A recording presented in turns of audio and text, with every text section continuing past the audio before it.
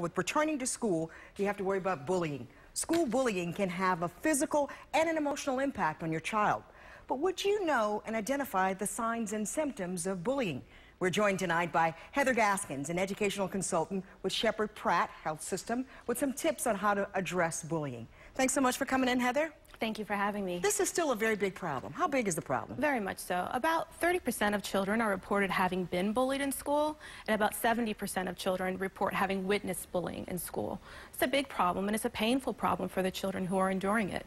The bully, the victim, and the bystanders, the children who are witnessing these acts. And you know, with the advance of all the technology Dakari was just talking about in his story, and all the new things that bells and whistles at school kids have access to so much more technology.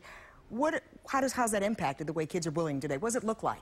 Well, bullying still has its old-fashioned methods. You have physical bullying, verbal bullying, but a new tool is definitely cyberbullying. Posts and harassing comments, vicious, malicious statements made on social media.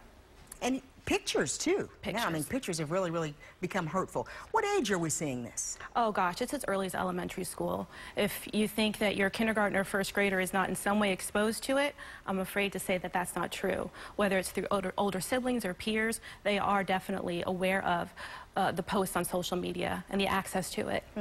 Now, I know this. I have a 10-year-old at home, so I know that this is definitely true. What should you look out for if you're a parent, if this is something that you're concerned about, which you should be concerned about as your kids are heading back to school?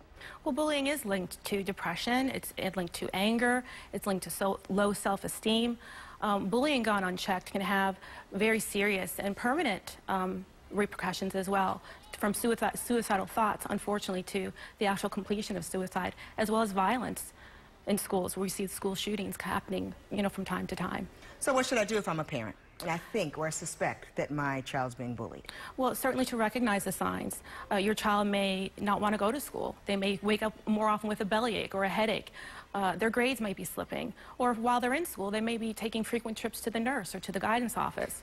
All ways to avoid that person or that environment that's causing them so much stress or frustration. And we all know our children. That's most important to know, to identify when something's not quite. How should you make sure that this is being addressed? What can happen if it's not being addressed? Well, communication definitely is the key. Communication with your child, communication with the teacher, communication with school counselors, administration, and knowing that school code of conduct. Schools are, going to start next week for most counties in the state.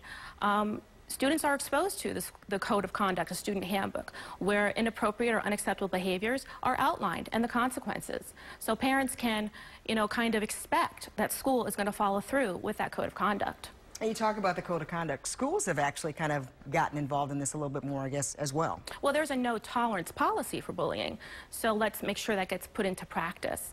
And if you feel that after conferring with teachers and counselors and administration that your concerns are not been addressed, every school, public school in the state of Maryland has a bullying and harassment form that you can fill out on behalf of your child, and the student as well can fill it out.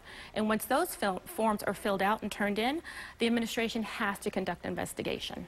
Do you think it's being taken seriously enough? I mean, a lot of parents think, oh, she's just moody. She's a teenager. She's just that. He's just that. And that's where the communication comes into play, because teenagers are moody. That's absolutely true. When you have a pervasive situation that's happening over time, and it's not just a once-in-a-while thing, it's not going away, things aren't getting better, the grades are slipping, the attendance might be slipping, the behaviors are not getting better, it's time to, consult with your healthcare providers to get some help. Traditional bullying, is that still around? The old fights on the playground? Absolutely. Physical bullying, the pushing, the shoving, the slapping, the hitting. Boys are more prone to be victims of physical bullying. The emotional bullying, the verbal bullying, name-calling, teasing, harassing. Girls are more susceptible to that. Okay. Heather Gaskins, thanks so much for coming in. Thank you for having me. I Let's hope you have a good, appreciate safe school year. Absolutely. All right. Thanks so much.